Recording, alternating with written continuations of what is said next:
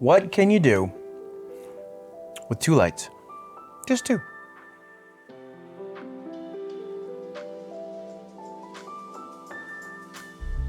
Okay, so last week, I showed in a very brief example, honestly, what you can do with one single light. The video did not have a certain direction of how I was gonna show off how this scene was done in this movie, this scene was done in this movie, this scene was done in this movie. If you guys would like that, I can definitely include that. But I wanted to keep it very free, very open, very almost like chaotic. Reason? Because I want to do it that way. Well, there's a lot of works, old works, like back 1950s, 60s, all the way up till today that are used single bulbs to convey a really important message or maybe a dramatic message.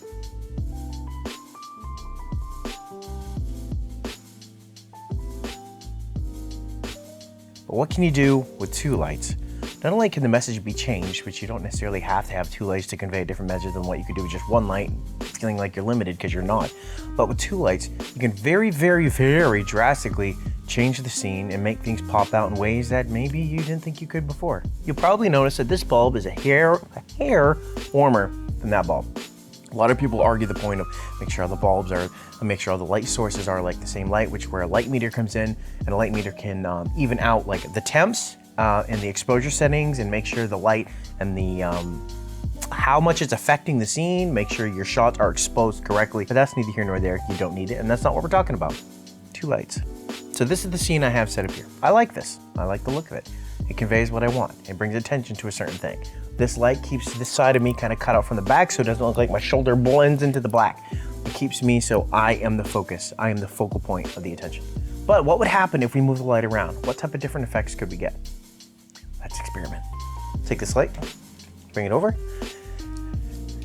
turn it around. And this technique is actually used quite a bit in films, right? Interview style stuff too, documentary type stuff, where they're trying to maybe convey whatever message it is. Like we don't have to go through scenarios. You see it often. Some people do this and they like to see the flare effect, very similar to like the Star Trek when they're passing past the light. No one's really standing with a light here and just talking like that, but when they pass back and they get the halo effect, there's only causing probably a really small halo effect from that light. But let's move back over here. Chances are, from what I understand about light, it's cutting me out a little bit. So you're seeing fuzzes on my sweatshirt, up around my hat. You're probably seeing my beard a little bit when I turn off to the side, right? You're seeing that detail kind of cut out. It's making itself as a hair light. Just separating myself from the background. Some people go for this look. Let's experiment with a different position of the light. Let's bring it around to the front. We're gonna set it, it's right up to my right. Boom.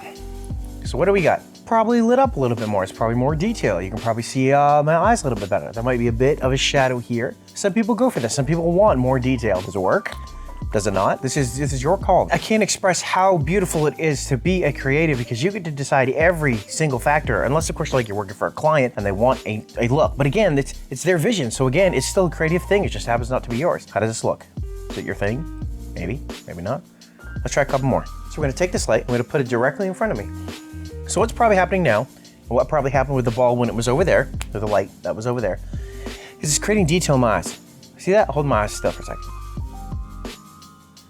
You're seeing the bulb. Maybe my gigantic windows that have blackout curtains. I'm trying to block as much light as I can to just use these two sources. That is a really good thing. In photography, it's used a lot because you want the attention on the eyes. You want the eyes being the sharpest most of the time. For instance, Lord of the Rings, when Aragorn was over Boromir, I think it was, and he died. He had 3 huge arrows and he's laying there. And the scene shows his face. Obviously, he was sad.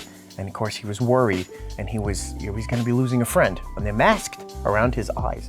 And they brightened them just a tad, to bring focus on his eyes, because that's what they wanted the whole entire crowd and everyone that watched the movie to see, the hurt in his eyes. When his eyes were lit up like that, to we'd focus there, you could see the lights around. And if you look closely in a lot of movies, you could see them. You could see the bounce card if they were using the sunlight or the lights that were going on. You could see them in his eyes. What else can we do with this light? Well, there's another one. And this might work, but it might not because we're only using 2 bulbs. But if you're using this accent light here, why don't we take this bulb and shine it to our background? Even though our background is out of focus, can we use it to bring a little bit of dynamic to the scene, right? Don't know? Let's try. So what if we took this bulb, right? Just started to cast it right over here. Just lighten up the scene. That is literally lighten up the background. If you want to show off detail in the background, you want to bring attention to the background, that's what you're going for, do it. Maybe it's like a horror film where it's a light source of some sort on the mirror that's brightening up the scene or brightening up the character. And they don't want to focus on the background, but sometimes Something's maybe sneaking out of the black. They'll have a light. Maybe it's an accent light. Maybe it's a key light, whatever it may be. And it's pinpointing this character and to bring your attention how they slowly lighten them up. Maybe that's what you're going for. Or maybe it's like what I'm doing right now and that's what you're going for too. But for me, I prefer it the way I had it before. So let's switch it back to that. This is what works for me. Again, as a creative, you get to choose how you want to convey your message and the look you're going for. Experiment, light paint. That's what lights are for. You can pick up these things. This is a normal bulb. Well, this is a Philips Hue bulb because I like colored bulbs in my house for certain times during the day.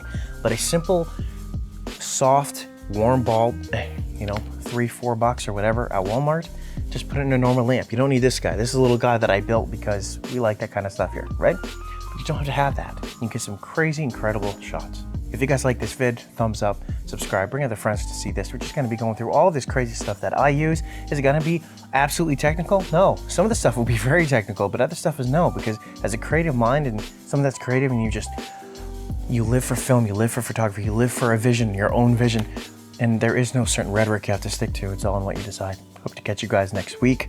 If so, we're talking about 3 lights. See you guys then.